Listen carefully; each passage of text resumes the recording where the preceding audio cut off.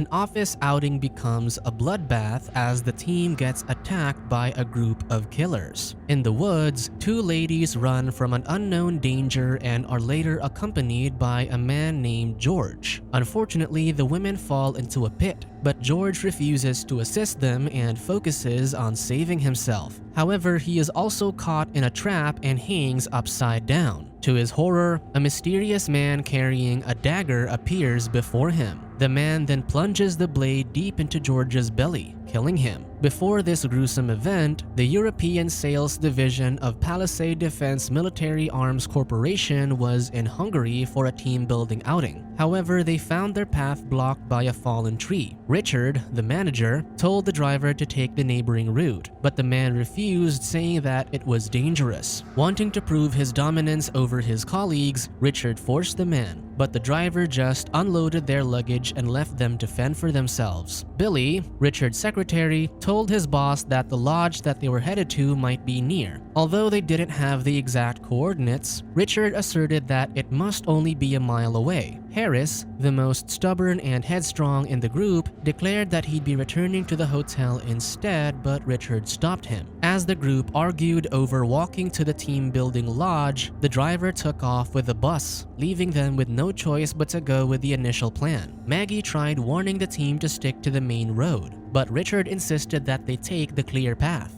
As everyone went deeper into the woods, they heard a distressed sound from Steve, a member who had strayed from the group. Harris, Maggie, and Billy immediately checked on him and found him relieving himself in the woods. With his pants down, Steve reported that he saw a masked man staring at him. However, Maggie reminded him that he was high because he ate magic mushrooms while they were on the bus. Convinced that he had hallucinated, Steve continued his business, clueless that he was doing this over a corpse. Later, the group stumbled upon a worn-down building, and Richard immediately assumed it was the lodge. Jill, one of the members, pointed out that their memo mentioned a luxury lodge, which the place clearly wasn't. Despite this, Richard tried to give them a pep talk while Steve walked out of the room as his hallucinations worsened. Meanwhile, Harris and another member named Gordon searched the surroundings for the generator. Instead, Gordon found an abandoned pool and played with a diving board. Elsewhere, Harris discovered a cellar that contained cryptic Palisade documents written in Russian. Just then, he heard something in the corner of the room, leading him to a veiled figure. He pulled the cloth down, only to find that it was just a skeleton model. That night, Richard woke up to noises from the hallway. He then felt the presence of an intruder, and his speculations were confirmed when he saw wet footprints on the floor. With a knife in hand, he opened the room where the footprints led.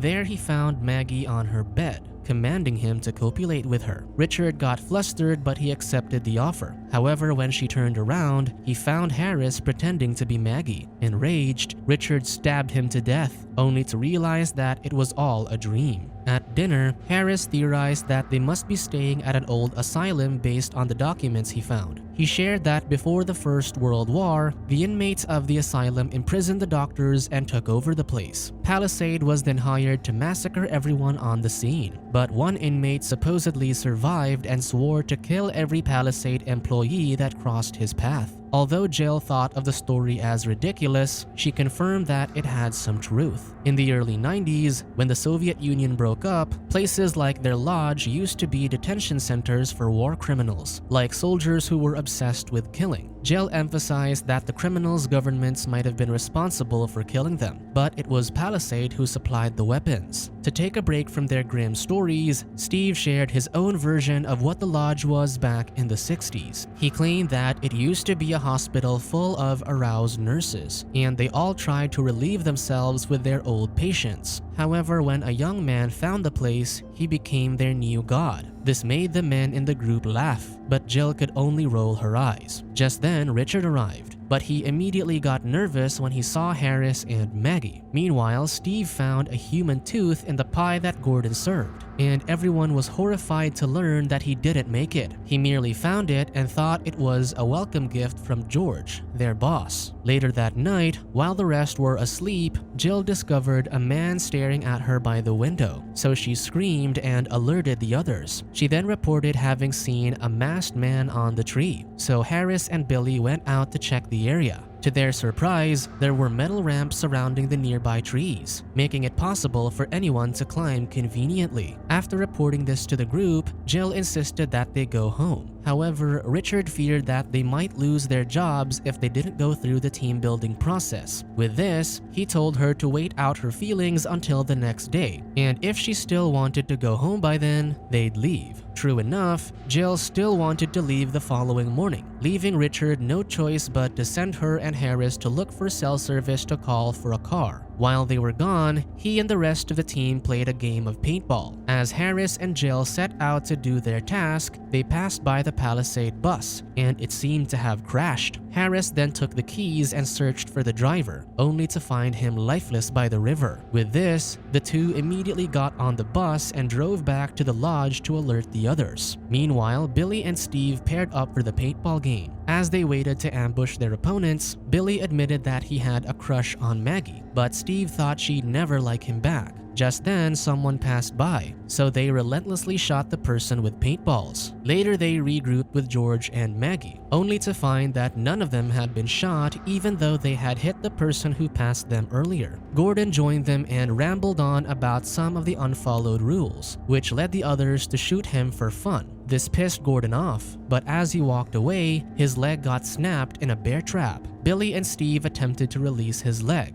but they accidentally let go of the trap multiple times, causing absolute torture to Gordon. In agony, Gordon collapsed and got his amputated leg stuck in the trap. As Maggie tended to him, Richard and Steve realized that the whole area was filled with bear traps. Suddenly, Harris and Jill arrived, shocked by the scene before them. They then realized that whoever killed the driver must have been responsible for the bear traps. With this, they all decided to leave. As the others carried Gordon to the bus, Steve placed his amputated leg into a cooler, hoping that it could be reattached. The group quickly made their escape, but someone dropped spikes on the road, causing the bus to crash. That night, Jill woke up and found Harris on the ground. However, in her dazed state, she merely passed by him and went deeper into the woods. Not long after she left, a man appeared and decapitated Harris. Later, the rest woke up and were horrified upon seeing Harris's body. Billy then asserted that they should return to the lodge, but Richard refused to go without Jill.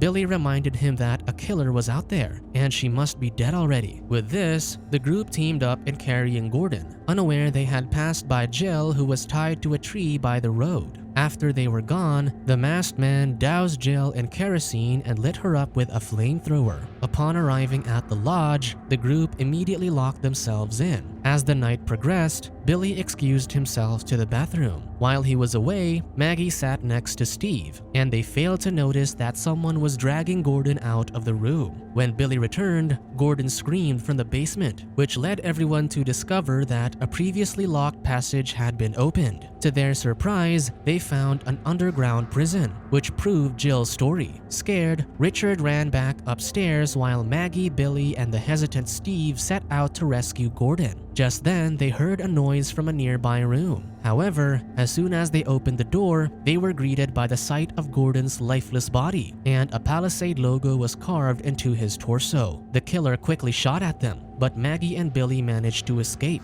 Meanwhile, Steve ran back upstairs. As the two hid in a nearby cell, Billy realized that he was shot in the chest. It didn't take long for him to die, and when he did, Maggie became empowered to get revenge. She then barged into the room where Gordon was, taking a machete with her. Elsewhere, Richard ran into the woods to try and save himself, but accidentally stepped onto a landmine. Meanwhile, Steve hid from the killer who was roaming the house, while Maggie sneakily followed to try and kill him. However, she fell through the broken floor, and the killer aimed his gun at her. Just then, Steve pierced a knife through his chest, causing the killer to fall through the hole. Maggie then grabbed his gun and shot him. Thinking that they were finally free, the two quickly exited the house, only to be greeted by the killer's companions. With their last bullet, Maggie quickly shot one of them, allowing her and Steve to run into the woods. As they raced through the darkness, they passed by Richard. He revealed that he stepped on a landmine from Palisade, which seemed ironic to him.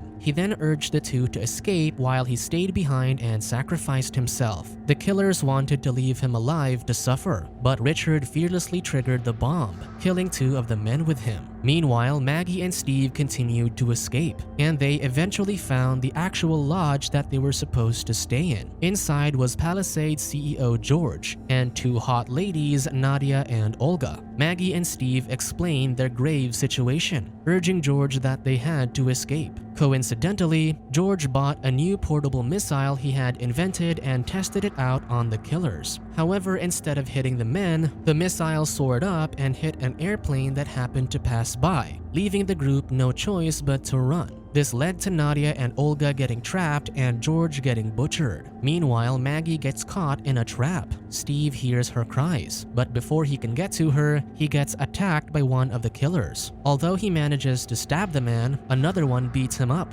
Elsewhere, another killer attempts to take advantage of Maggie, so she bites his face. However, he is undeniably stronger than her, so he relentlessly bangs Maggie's face on the ground. Fortunately, she gets hold of a rock and uses it to defend herself. Filled with anger, Maggie carries a huge rock and drops it on the man's head. Meanwhile, Steve finally shoots one of his opponents but runs out of bullets. His wounded enemy then throws a knife to his chest while Steve kicks him, plunging the blade he stabbed him with earlier deeper into the killer. Injured, Steve eventually passes out. When he wakes up, he finds a makeshift rope coming from a pit. Inside are Nadia and Olga, who use their clothes to create the rope. Elsewhere, Maggie runs from a killer with a flamethrower and ends up at their enemy's base. She immediately tries making a call with a telephone but to no avail. Then as she steps out of the room, she finds the killer already there, making her run in a panic. This leads to an intense chase, and when Maggie tries leaping from the 2nd floor, she accidentally breaks her leg.